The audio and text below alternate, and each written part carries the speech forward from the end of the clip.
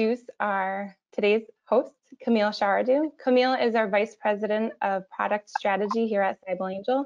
He works very closely with our strategic partners and our customers, as well as market analysts, to ensure that the platform meets their needs and anticipates the future needs. As a digital native, Camille has spent many years growing and helping companies thrive in fast-paced, scale-up environments. And before joining CybelAngel, Camille led strategy at 360 Learning at a New York-based ed tech company. So with that, I'd like to welcome Camille and pass the mic off to you. Wonderful. Thank you very much, Melissa, for the intro. And please don't hesitate to jump in when we have questions, when you want to answer some of them, or you'd like me to add some comments. Absolutely. And thank you all for joining today. Glad to have you all with us. So we're going to talk about breaking the data breach cycle indeed. And I'm hoping that after these next 20 to 30 minutes, you leave with a good picture of what that means. Probably you've experienced that, I hope not the hard way by yourself in your respective organizations. But the point of today is to share a little bit about what we see out there, what's common, what's frequent, where does that come from, what the big trends are when we speak data leaks, talking about IoT, talking about cloud, talking about supply chain. And then, of course, give you tips and a variety of actionable items so that you can actually do something about it. And we'll finish by discussing briefly how our solution here at CybelAngel can be used to mitigate some of these leaks that we're going to discuss. So throughout the conversation, do not hesitate to jump in, ask questions, interrupt myself and Melissa, and we'll make it as interactive as possible. So let's get started. And for this, maybe it's best to start with an example. We'll get plenty of example throughout the session. This one is quite famous. It's the actual Facebook databases leak that impacted somewhere around 420 million users back in September 2019. So somewhere around 9 to 10 months ago already, but big coverage, big impact, big consequences. This is just one out of many, as you know. If you just look at the press over the last few weeks or days, well, you see some big hacks on EasyJet databases, for example. You see leaks on a bunch of government agencies in the United States. Well, you know, you have many that happen in your LinkedIn feed or favorite press on a day-to-day basis. So it's not new to you. The issue, though, what we are talking more and more about is that every single of these leaks now, they can turn into devastating costs. And here I just took one example to illustrate that, again, dating from last year, which is the Marriott fine following their 2018 mega breach. And it's quite a significant amount here, more than $100 million. So quite a lot of money, especially if this should have been or could have been prevented. So that's what I was meaning by not going the hard way about those leaks. And if you look at the variety of what we see, well, basically we can identify across the board 3 main root causes: third parties, accidents or negligence, and the cloud. So what does that mean? If you look on the left, supply chain exposure, what we've found out is that in the vast majority of the cases, 93%, looking at our entire customer base, most of the leaks are originating from third parties. So it's not the company itself, it's not necessarily your employees, but it's more what's outside your firewall and perimeter, your partners, vendors, suppliers, your supply chain overall, that is responsible for leaking some precious information. Second item or topic, cloud. And here it's no mystery. You guys all know it. Cloud is booming. Cloud adoption and cloud spend is growing like crazy. Just 2 numbers. Back in 2018, worldwide spend was 200 billion a year. In 2022, I will be closer to 350. This is Gartner data. So clearly, when this happens and there is more and more data being shared on the cloud, on public platforms that you do not control by default, then risk increases. Lastly, accidents. When we talk cybersecurity, when we talk data leaks, we tend to think hacker targeting your organization. But if you look at the reality of those findings that we see, for example, across our portfolio, you realize that 91% of the data leaks that we find actually arise from employee negligence. Accidental leaks, because you leave something open on the internet, because you have that NAS drive that you use for both professional and personal purposes, well, this is a major source of data leaks. So supply chain, cloud, and accidental leaks, these are the three root causes that I wanted to talk about today. And this is more important simply because right now we are always talking about digital transformation. And with everything that's going on in the world right now, I'm thinking specifically about COVID-19. Well, we can't wait, right? Everyone changed their habits. I'm working from home, so is Melissa, probably same for all of you on the other side of the table. And what we said around digital transformation that was only years away, now suddenly has to happen right now. It has to change anytime soon. So how do we go about this while controlling and ensuring that you mitigate the risks?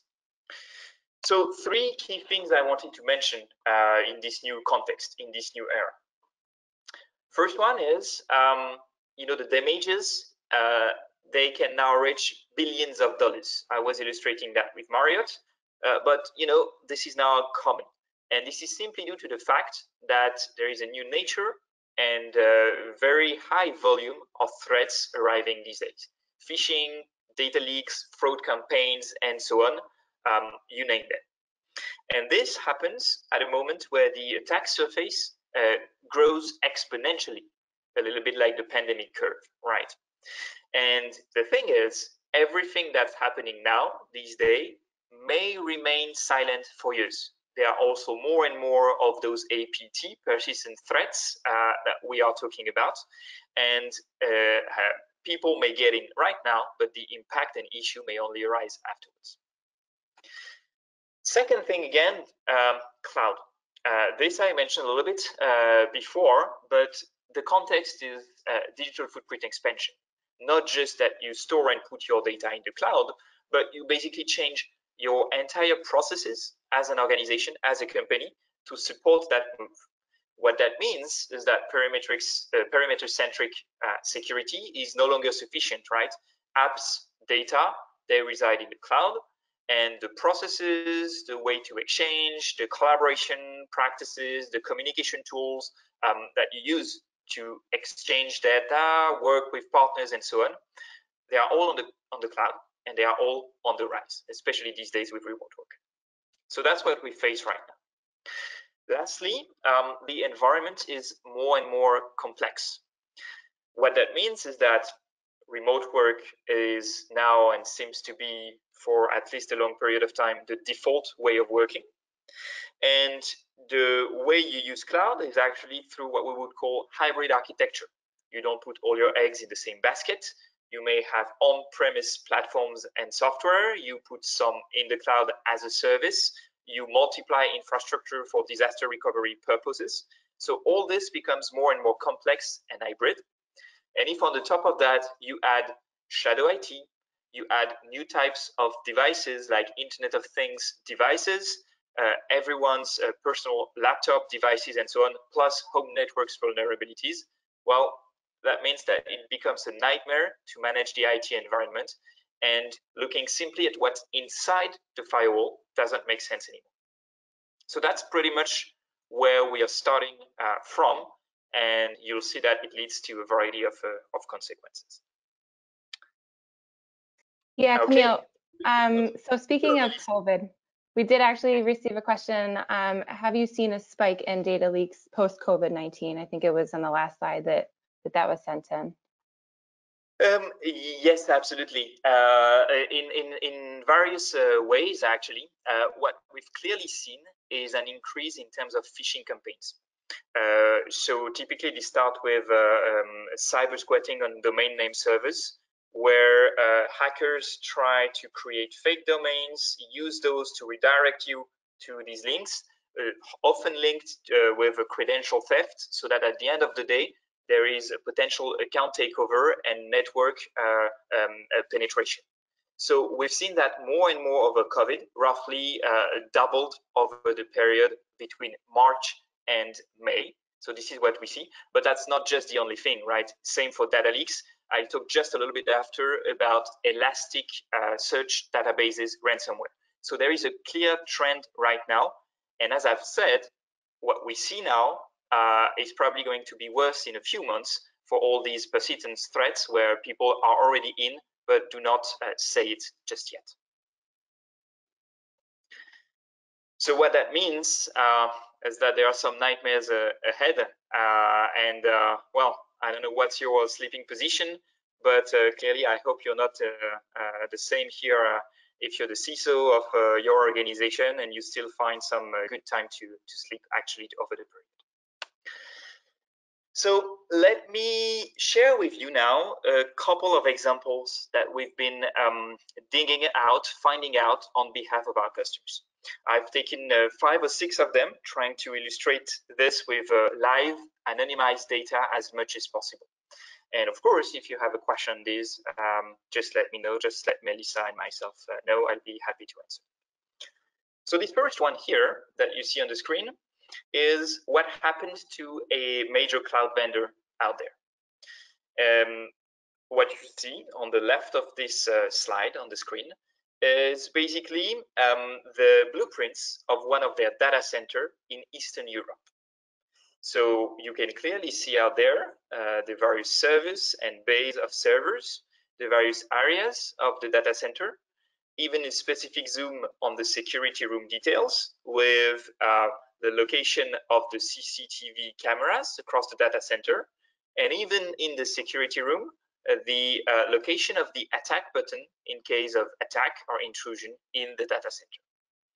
Clearly, if this falls into the wrong hand, that can mean a physical security issue, and that can mean customer data leaks as well for all those customers that have information stored in this data center.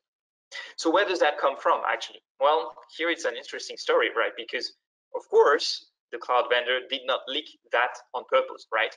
But they have been working with an architect in Eastern Europe in charge of building the data center. And what you see here is architect plan that was simply leaked somewhere on the internet, simply because the architect put that blueprint on an unprotected server. And that server was open to anyone to access it. So here again, illustration of accidental leaks that I was discussing at the beginning, with potential huge impact for the actual cloud vendor. So good illustration that third parties can be leaking very sensitive information. Next example I wanted to share with you is in the aerospace and defense. So again, here very critical topics. What you see here on my screen is actually blueprint of a very specific part of a new engine of an aircraft. So it's public technology right now, but at the time we found this, it was highly confidential because there was a lot of R&D involved in this program. It was not yet released, it was still under development, and basically this work was done again with a supplier located in a very different side of the world in Taiwan, and that supplier was leaking actually that type of information, again leaving it open on the internet. The risks, as you can imagine, industrial espionage, business intelligence, and leak of intellectual property. So again, if this falls into the wrong hand, typically a hacker trying to push this to one of your competitor or reusing this against you to get some money out of it, well, clearly that means troubles and a huge impact for the organization. So again, very typical use cases, critical severity on what we find on a day-to-day basis. Another one that I wanted to share with you, we continue the review. This one impacted a major consulting firm. And what happened there is that we found on a GitHub repository an access to an unprotected cloud database. So this is quite a recent leak. You see, we detected that about 2 months ago, and of course, this is sorted, mitigated, remediated at the time we speak. But the idea here is that that GitHub account was actually including a variety of confidential accesses and information. For a typical client project containing URLs, usernames, passwords to access that project's database and also the production platform directly. You imagine the damages that it can create, when you have the exact URLs, the username, the password to get into the production platform. So massive damages ahead. Moving forward with another example. Here we go. Here is the telecommunications world. This time again, a little bit different, but quite recent, dating March the 11th of 2020. You guys probably know the telco world. Their most valuable assets, this is their customers' database, their customer information. And in this case here, we are talking about 300 million rows of detailed customer information that was being leaked on an open Elasticsearch database out there. The origin, again, a supplier, a third party. The telco worked with that third party on a specific data crunching project. And the consequence is, because that database was open, millions, so basically 300 millions of records, phone numbers, listings of communications, communication history, as you can see on my screen, including caller ID number, the destination number, how many minutes those calls lasted, and the actual timestamp, plus whether there was an answer or not. All this was left open on the internet. And here it's again image and reputation risk, but it's also something very important for those of you located in Europe or maybe in the US with the California Act. We're talking about GDPR or PII concerns and potential fines that can be linked to it. So for telco providers, it's highly important. The follow-up of this, when we do a little bit of digging and look at what we find on the Elasticsearch database space, we've been finding more and more of this. So is there a trend? Potentially. Here's just an example, again, around the same timeline as I was showing you before, May the 11th. What you see here on the screen is our findings at CybelAngel, showing basically that on the 14th of May, there have been a huge increase in the share of ransomed, unprotected Elasticsearch databases. So from day to day, you see new groups of hacker pop up, going and scanning all the open databases out there, and basically trying to ransom all the ones they could access. And clearly here there was a trend, and it was actually the same group of hacker that was involved in these hacks of Elasticsearch over May. And it's still going on, by the way. The ratio is slowly decreasing.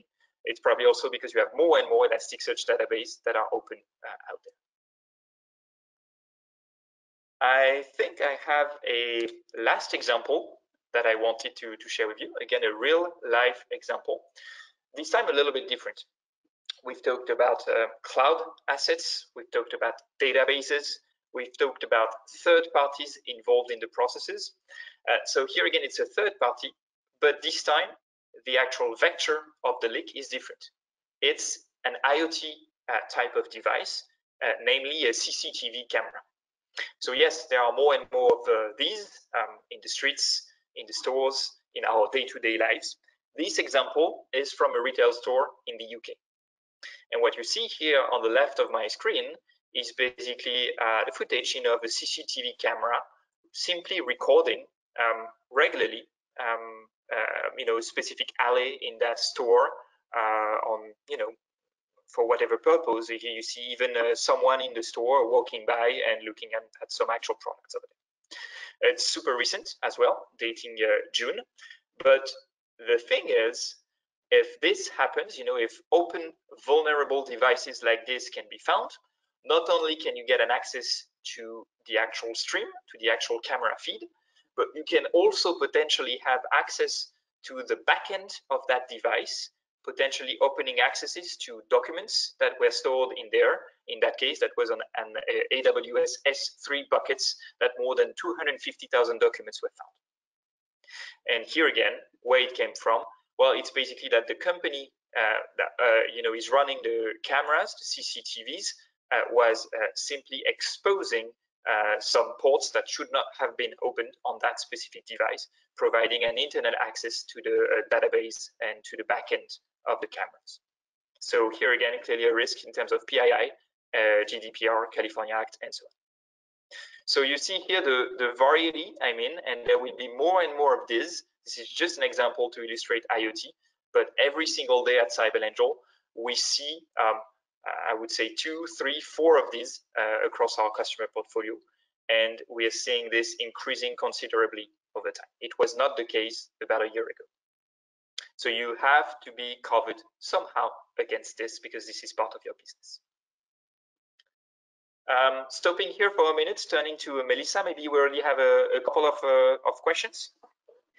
Yeah, so there's one that asks if we're a data loss prevention company, and another one that asks how we integrate with the rest of our cybersecurity stack. So I don't know if you want to tackle those now. Sure, happy to tackle the first one, and maybe we get to the first one a little bit afterwards. Sure. Are we a data loss prevention company? The answer would be no. Typically, data loss prevention or protection is something that would sit inside the firewall. We would call this perimetric security. So the whole point of DLP systems is that your data is not exiting your company's perimeter. But based on what we've seen together here, this data here that I'm showing, typically the feed of the CCTV camera, is not something that you can properly classify. It's not something that is on your end and that you don't want to exit right. All this is already out there. And what we believe at CybelAngel is that today, the job is not to make sure that the data is not exiting the perimeter. This is over. The data is already out there. However, the whole point is to make sure that you can secure that data before it falls into the wrong hands. So before an hacker actually gets to that data and uses it, weaponizes it against you. So that's the point and the complementarity, I would say. You need perimetric protection with DLPs, and then you need to monitor from the outside with this outside in vision of what of your data is already out there and how you bring it back home. So CS is a very complementary solution compared to the main DLP solutions out there, like the Symantec's and the Adobe's that you may be running. All right, so what's coming next, given this context and with COVID and the challenges and changes we've been facing and that we are going to keep on facing in the coming weeks and months, plus this huge leaks context I've been describing? Well, I just try and summarize with 3 bullet points here on what you should be looking at, where you should be investing some more of your time. First, zero trust. It's not new. It's something that's been out there, namely thanks to the IBM teams for somewhere around 10 to 15 years, but it never really ramped up.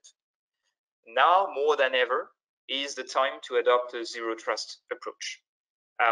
Don't think of perimeters and trusted networks as you used to think about them in the past. This is now over, and as you work with more and more third parties, vendors, suppliers, as the gig economy is ramping up, you need to adopt zero trust by default policies. First, you don't trust, and progressively you open things, and not the other way around. So that's really key in this new context.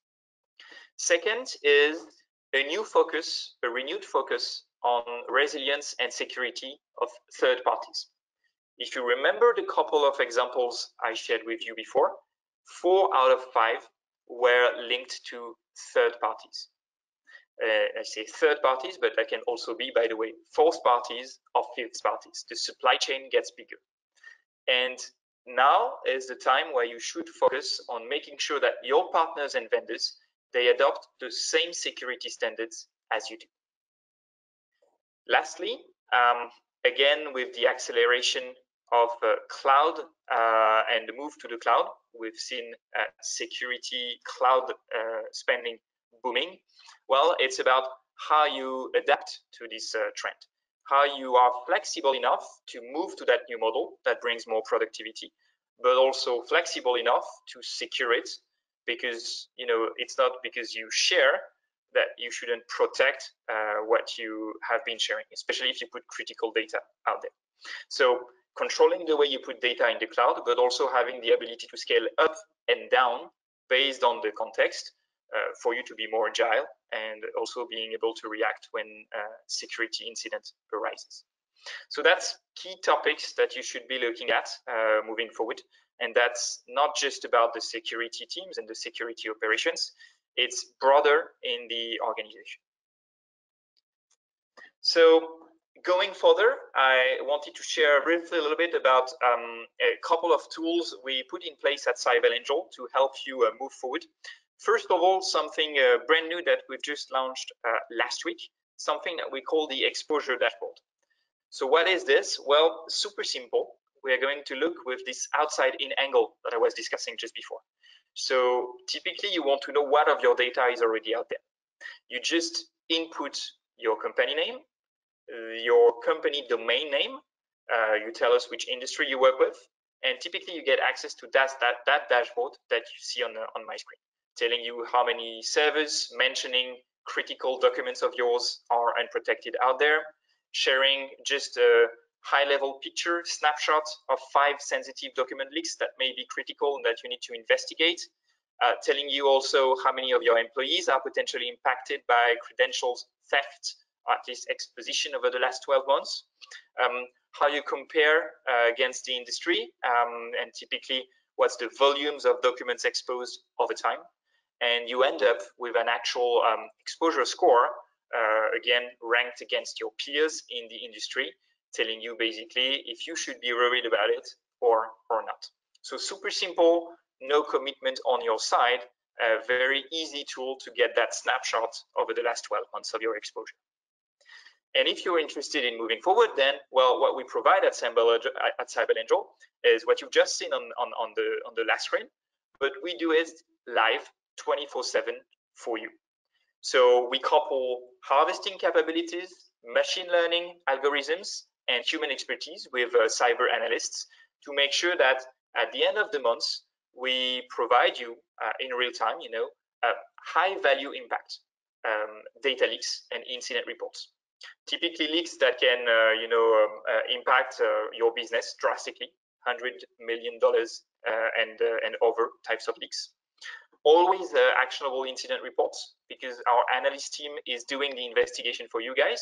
So really, it always includes the IP address that is involved, the source, the origin, which third party, which employee potentially involved in there. And what's super important for us as well is that we don't overwhelm you guys. We know that you have a lot to do. We know that the SOC team are very busy these days. So 0 false positive. We don't want to send you noise. We just want to send you signal. So 0 false positives is our promise. And to do so, we're just going to scan on a variety of perimeters. We've discussed cloud applications. We've discussed open databases, those Elasticsearch, those MongoDB, and so on. We've also discussed NAS drives, FTP, SMB, rsync types of connected storage devices and servers out there leaking documents. But you can also think of CybelAngel with different use cases besides data leaks, such as phishing campaigns, brand protection, account takeover and credentials theft, but also deep and dark web monitoring, this time typically focusing on those hackers that already have your data and are trying to sell it or use it against you. So really complete solution, complete platform, from data leak detection to brand protection to threat intelligence and deep and dark web. So that's really our value proposition at CybelAngel, and we want to make sure that we bring that data back to you guys as fast as possible with the right tools and technology in place, but always at the end, the last mile being human intelligence, and that's super important for us. Hey, Camille. I think that's pretty much what we wanted to cover, Melissa. Okay, great. So we did have a question. Once you find an alert, how do we take it down? How do we secure our data?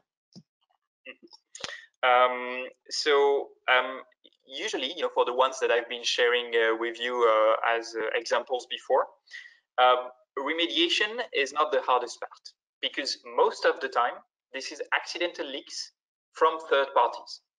So what you have to do, and we help for that, we have actual remediation services that we've packaged with the offer, is that you need to engage with that supplier, vendor, third party, supply chain person, and mention that they have that potential server leaking information, or that exposed administration interface, or that typical drive left open on the internet. And it's a matter of a couple emails usually and a couple of phone calls to take down that impacted service. Of course, sometimes you have to escalate and you can start a variety of legal processes. We can help here as well. But remediation is something that every time is easily covered, either by your teams or by CybelAngel.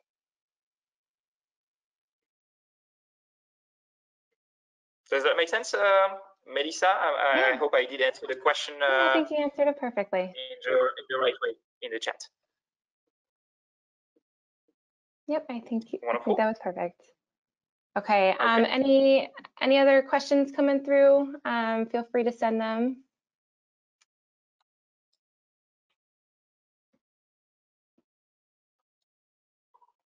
And then, so going back to the original, well, one of the first questions, how does it integrate with the rest of my cybersecurity stack? Was that? Sure, you're right. Thanks for reminding me. I forgot about this one. The point is not to multiply the tools, so we want to be as integrated as possible within your ecosystem. So imagine that you use a SOAR platform or an SIEM platform. I'm thinking, for example, about ServiceNow. Well, we typically integrate with those solutions. We have an API for that, and you would receive the output of what CybelAngel works on right inside your ticketing system, right inside ServiceNow. And this way, every single pieces of information, content, and so on is part of your actual security ticketing system. So we fully integrate with the ecosystem. Great to know. Okay, I think that's it for the questions as of now. Wonderful. So you guys were a great audience. Thank you very much for being with Melissa and myself today. Of course, if you want to dig a little bit further, my last slide would be this one. You have my contact information. And if you want to access this tool I was mentioning by yourself, I'm just maybe going to conclude with that link that you see here on the screen, and we'll send it over to you in the recap email, cybelangel.com data leak exposure dashboard, to request an access and get that snapshot over the last 12 months. Happy to provide that to you. Awesome. Thank you so much, Camille. I appreciate it. Great discussion today. And as he mentioned, we'll be sending along the recording and a couple different resources like the one on the screen right now to you within the next day or so. So thank you all so much. Thank you all. Take care. Bye. Thank you, Melissa.